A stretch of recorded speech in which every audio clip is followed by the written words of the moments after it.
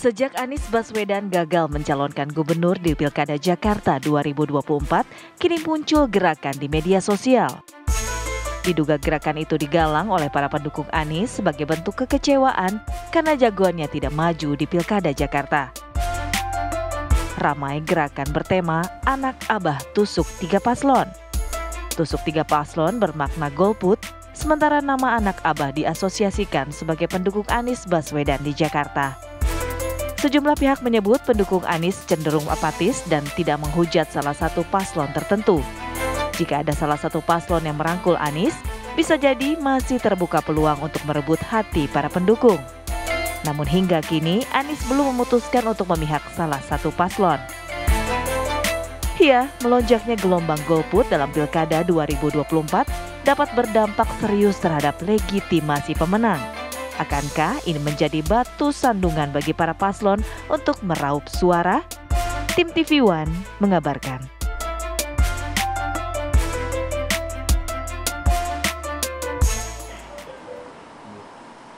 Ya pemirsa, langsung saja kita bahas hal ini bersama dengan sejumlah narasumber kami. Pemirsa, ini sudah hadir di studio, sudah ada Bang Syahrin, juru bicara dari Anies Baswedan. Selamat pagi. Selamat pagi, Assalamualaikum Bang. Siap. Ini Bang atau Abah Syahrin? Enggak mau tanya Bang. Anak Abah bukan? Yang ini pasti anak Abah kalau yang ini. Kata siapa? Jangan justifikasi orang. Itu we the people loh. We the people. Anak rakyat. Anak rakyat. Bukan anak Abah. Bukan. Stemnya beda stemnya. Kalau yang ini nih, wah ini anak Indonesia. Indonesia. Mas Hoirul, selamat pagi. Analis politik dari Universitas Paramadina. Selamat pagi, Assalamualaikum Mas. Waalaikumsalam warahmatullahi wabarakatuh. Dan juga sudah tersambung melalui sambungan Zoom ada Mas Idam Holik, Komisioner KPU. Selamat pagi, Mas Idam. Mas Idam, selamat pagi. Assalamualaikum Mas. Selamat pagi Mbak, Mas. Selamat pagi semuanya. Baik. Ya. Kita nanti mohon arahan dan petunjuk ya. Nah, ini core nih soalnya.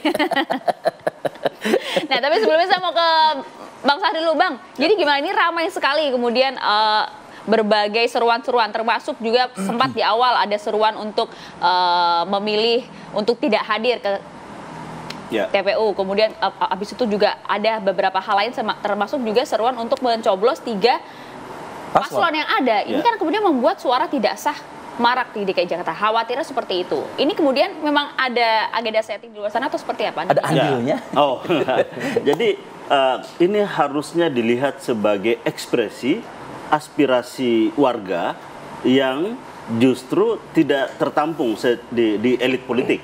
Kan kita tahu bahwa kemarin-kemarin di Pilkada, aspirasi warga 40-50% itu meminta Anies untuk maju di Pilkada DKI Jakarta misalnya. Tapi ternyata kan itu tidak terakomodasi oleh elit partai politik. Elit berkumpul di satu titik dengan nilai. Nah, yang kedua, bahwa ekspresi kekecewaan itu, nah ini mau ditumpahkan kemana? Karena ketika dilihat surat suara, itu kan tidak ada gambar orang ataupun figur sosok yang diinginkan oleh pemilih. Nah, yang ketiga, ini juga bisa menjadi bagian dari gerakan untuk melawan keputusan elit yang tidak merefleksikan aspirasi warga kebanyakan. Nah, kita lihat kalau misalnya di satu pasangan calon tunggal itu kan ada kotak kosong dalam kertas suara, sehingga ketika dia tidak setuju dengan calon, maka kotak kosong itulah yang menjadi pilihan.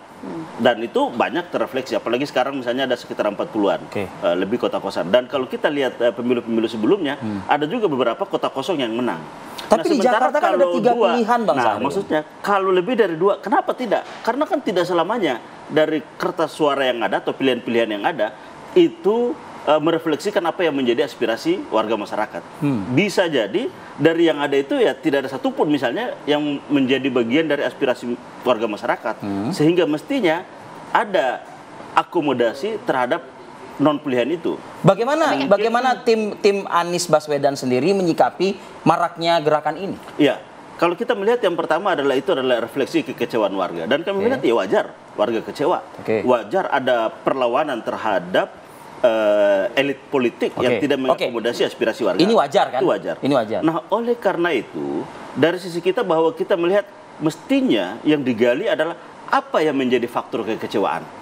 Apa yang jadi latar belakang kekecewaan?